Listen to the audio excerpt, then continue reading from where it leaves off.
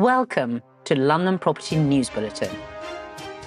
Every week, we break down the key headlines and the wider news that could influence the market, keeping you informed and confident in your decisions. Here is what you need to know this week. London house prices dip as rate hike fears return. Halifax data confirmed a 0.1% fall in UK house prices in May, with London and the South East leading the decline. UK residential transactions dropped 3% in April to just over 101,000. The driver is familiar. Higher inflation expectations are keeping borrowing costs elevated despite recent cuts, with Middle East uncertainty adding to the pressure. For prime London owners, the headline number is less important than the direction.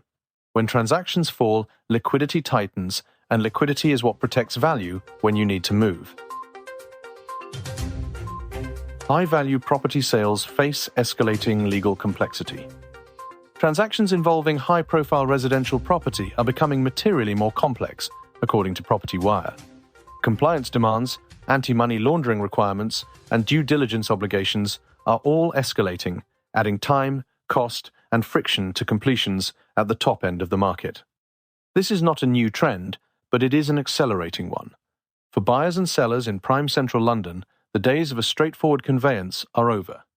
Assembling the right legal team before you need it is no longer optional. It is part of the transaction itself. The remediation bill, another layer of liability for property owners.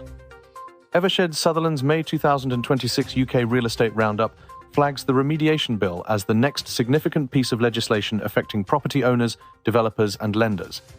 Coming on top of leasehold reform, the Renters' Rights Act and successive tax changes adds to a regulatory stack that is now material in its cumulative weight.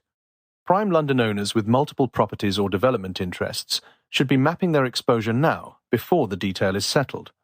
The cost of reactive compliance is always higher than the cost of early preparation. Planning reform. New delegation rules require councils to act.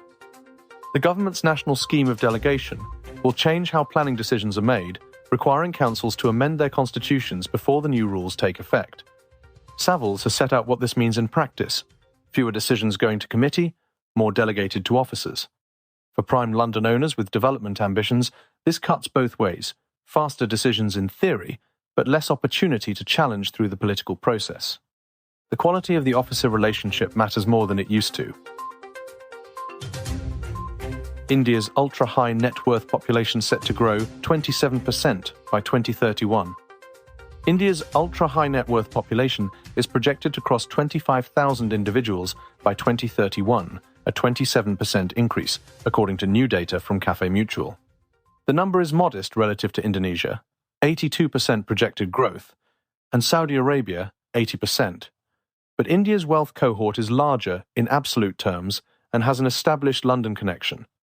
Mayfair, Knightsbridge, and Marylebone have all seen sustained Indian ultra-high net worth individuals' interest over the past decade. As that population grows, so does the pool of prospective prime London buyers. This is a demand story worth watching over the next 5 years. That wraps this week's London Property News Bulletin. Thank you for listening.